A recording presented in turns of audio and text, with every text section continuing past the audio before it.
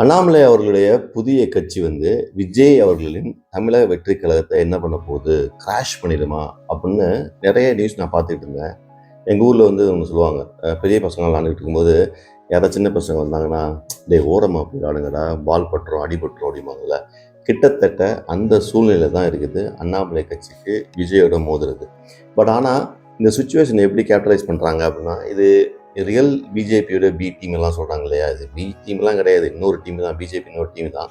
But அவங்க என்ன நினைக்கிறாங்க அப்படின்னா, இனிமே வந்து விஜய்க்கும் டிவிகேக்கும் டிஎம்கேக்கும் கிடையாது, it will become a Vijay and Annamalai அப்படிங்கிற மாதிரி தான் ஒரு நரேட்டிவ் கொண்டு வரும். இந்த சுச்சுவேஷன் எப்படி எடுத்துக்கலாம், அதாவது ஏடிஎம்கே டிஎம்கே செத்து போச்சு, அது ஒரு லெகசி, அது ஒரு பழைய ஓல்டு தாட்ஸ் உள்ள ஒரு கட்சி, அது இனிமேல் எடுபடாது அப்படின்னு சொல்லி வந்து ஜென்சிக்கு நடுவில் சரியாக வராது அப்படிங்கிற மாதிரி நினச்சிட்டு, இதுக்கு நடுவில் வந்து அண்ணாமலை உள்ளே பூந்துடலாம், அண்ணாமலை தனியாக நின்று 9% வச்சுருக்கேன் 10% வச்சுருக்கேன் சொன்னார் இல்லையா. இப்போ தனியாக நின்னார்னா நான் வந்து 20% எடுத்துருவேன், 30% எடுத்துருவேன், விஜய்க்கு வந்து சேலஞ்ச் பண்ணக்கூடிய ஒரே ஆள் நான் தான் அப்படிங்கிற மாதிரி கொண்டு வராங்க.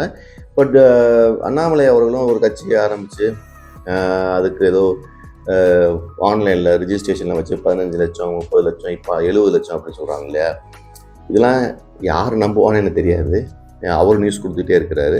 அவர் போய் டெல்லிக்கு போய் எல்லாரையும் பார்த்துட்டு நலமெல்லாம் விசாரிச்சுட்டு, உங்களுடைய ஆசையில் நான் வந்து தனி கட்சி ஆரம்பிக்க போகிறேன் அப்படி நீங்கள் வந்துட்டு மாநில உரிமையும் மத சார்பற்ற கட்சியையும் நான் தொடங்க போகிறேன் அப்படின்னு சொல்கிறாரு.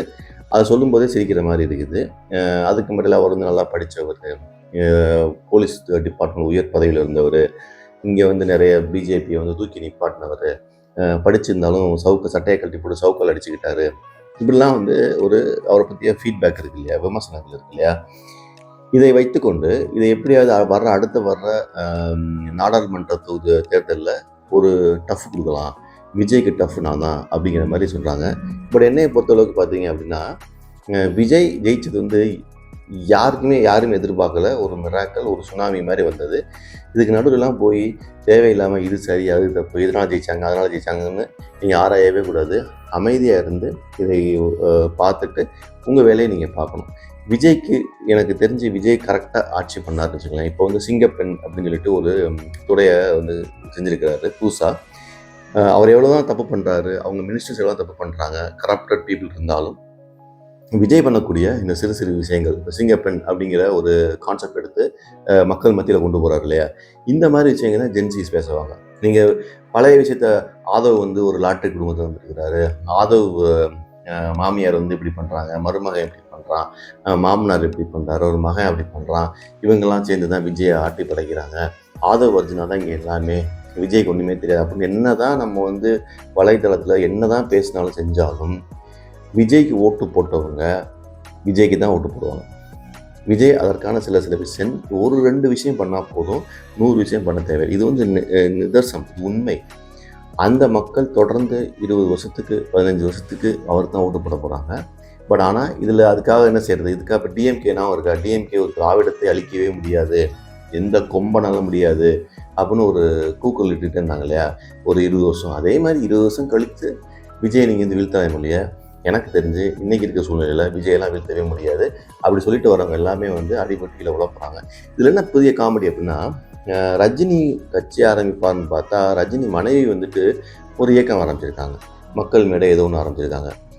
எனக்கு தெரிஞ்சு இன்டைரக்டாக அவங்க வந்து கண்டிப்பாக அண்ணாமலை சப்போர்ட் பண்ணுவாங்க, ரஜினியும் வாய்ஸ் கொடுப்பாரு, அவரும் ஆன்மீகம் பேசுகிறார் இவரும் ஆன்மீகம் பேசுகிறார், ஆன்மீக ரஜினியில் 2 தான் பேச போகிறாங்க. ஸோ ரஜினி இனிமேல் வந்தாலும் ஜெயிக்க முடியாது, வரமாட்டார், இந்த அவமானத்தை தாங்கி வரமாட்டார், கண்டிப்பாக வந்தாலும் ஜெயிக்க முடியாது. எனக்கு கிடைச்ச ஒரு வாய்ப்பை விட்டுட்டேன்னு அவர் புலம்புனார் இல்லையா, அந்த புலம்பலோடு அப்படியே நீங்கள் வாழ்க்கை பூரா சஸ்பென்ஸாகவே புலம்பிக்கிட்டே இருக்க வேண்டியதுதான். ஸோ இந்த அண்ணாமலையுடைய வியூகம் வந்து ஒர்க் அவுட் ஆகுமா ஒர்க் அவுட் ஆகாதான்னு பேசுனதுன்னா எனக்கு தெரிஞ்சு 100% ஒர்க் அவுட் ஆகாது.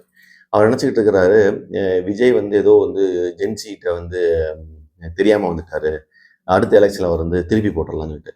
அது கான்செப்ட் கிடையாது. எனக்கு தெரிஞ்சு நான் பார்த்த வரைக்கும், நான் பேசின வரைக்கும் ஓட்டு போட்டவங்க எல்லாருமே இன்றைக்கி சோஷியல் மீடியாவில் எல்லாருமே சோஷியல் மீடியா யூஸ் பண்ணுறோம் இல்லையா, அப்போ அவருக்கு இருக்கிற அனைத்து தொண்டர்களுமே ரசிகர்களுமே வந்து பார்த்திங்கன்னா சோஷியல் மீடியாவில் தான் இருக்கிறாங்க.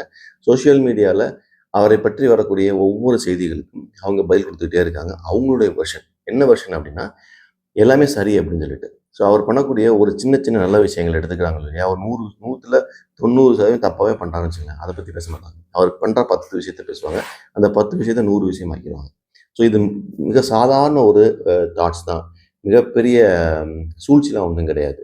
இதை அழிப்பதற்கு என்ன செய்றது அப்படின்னா, சும்மா தான் இருக்கணும். ஒண்ணும் அழிக்கலாம் முடியாது. கரெக்ட்டா? கொஞ்ச நாளைக்கு பார்க்கணும். அவங்களே அடங்கி போயிருவாங்க. விஜய்க்கு எதிரி யார் அப்படின்னா விஜய் தான். விஜய அழிப்பது விஜயாவே அழிச்சிட்டு போவாரே ஒழிய, புதுசா அண்ணாமலை மாரிலாம் வந்து யாரும் அழிக்க முடியாது. எனக்கு அண்ணாமலைலாம் ஒரு பொருட்டே கிடையாது.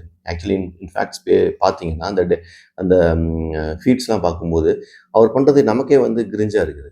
ஸோ அதனால டைரக்ட்டா வந்து விஜய் எதிர்த்துருவாரு, விஜய் வீழ்த்திடுவாரு அப்படின்லாம் கிடையாது. சரி இதுக்கு இடையில அப்ப நாம் தமிழர்னு ஒருத்தர் சீமான் ஒருத்தர் இருந்தாரு. அவர் எங்க போயிட்டாரு? அப்படின்னா சீமான் அவர்கள் பத்திய ஒரு டாக்ஸே இல்லாம போன மாரி. அவர் தனியா வந்து புலம்பிக்கிட்டே இருக்கிறாரு, திட்டிக்கிட்டே இருக்கிறாரு. தனக்கு எதிரி டிஎம்கேங்கிறத மறந்துட்டு, டிவிகேங்கிறதுல முழுமையா இறங்கி பேசுறாரு. ஸோ நாம் தமிழர் கட்சி மக்களுக்கே வந்து பார்த்தீங்கன்னா, அவர் பேசுறது பிடிக்குதா? பிடிக்கலன்னு எனக்கு தெரியல. ரைட்டா? தொடர்ந்து வந்து நீங்க திட்டிக்கிட்டே இருக்கிறது லாஜிக்கே கிடையாது. அம் நீங்க வந்து திமுகவ திட்டினீங்க. ஏன்னா திமுக வந்து 50 வருடம் ஆட்சியில இருந்தாங்க. திராவிட கழகம் இருந்துச்சு. நீங்க அகற்றணும்னு பேசுனீங்க. எல்லாமே கரெக்ட்டு. நீங்க பழம் நழுவி பால்ல விழுந்த மாரி, நீங்க பேசிக்கிட்டே இருந்தது எல்லாத்தையுமே அறுவடை பண்ணிட்டு போனது விஜய் அவர்கள் தான். ஸோ விஜய் அவர்கள் இனிமே பிரதான எதிரி. ஏன்னா அவர் தான் ஆளுங்கட்சியா இருக்கிறாரு அப்படிங்கும்போது முதல்ல வந்திருக்காரு. ஸோ நீங்க எவ்வளோ சப்போர்ட்டிவா இருக்கீங்க? எவ்வளோ நைஸா இருக்கீங்க? எவ்வளோ வந்து ஸ்ட்ராட்டஜிக்கலா மூவ் பண்ணீங்க மேட்டர். இல்ல நான் திரும்ப திமுக அடிச்ச மாரியே நான் டிவிக்கு அடிப்பேன் அப்படின்னா, பார்க்குறவங்களுக்கே அது வந்து ஒரு பயங்கர போரிங்கா இருக்குது. ஸோ விஜயை வீழ்த்துவதற்கு நீங்க எடுத்துக்கொண்ட எல்லா ஆயுதங்களுமே வந்து பார்க்குறது கிரிஞ்சா இருக்குது. அண்ணாமலை உள்ள கொண்டு வர்றது, சீமான் முழு நேரமா வந்து விஜயை திட்டுறது, இதெல்லாம் வந்து ரஜினி வந்து இன்டைரக்ட்டா வந்து அண்ணாமலைய சப்போர்ட் பண்றது, இவரு டிஎம்கே வந்து ஜென்ஸிகள ஊக்கப்படுத்துறதுன்னு சொல்லி ஜென்ஸிகள் மாநாடு போடுறது, அந்த மாநாடுல அவங்க பேசின பேச்சுக்கள், இது எல்லாமே பார்த்தீங்கன்னா, பார்க்குறவங்களுக்கு காமெடியா இருக்கு. ஓ! இவங்கலாம் வந்து விஜய வீழ்த்துவாங்களா? அப்படிங்கிற மாரி இருக்குது. ஸோ எனக்கு தெரிஞ்சு இதுவரைக்கும் எடுத்துக்கொண்ட ஸ்டெப்ஸ் எதுவுமே சரியில்ல. வேற ஏதாவது ஸ்டெப் எடுங்க.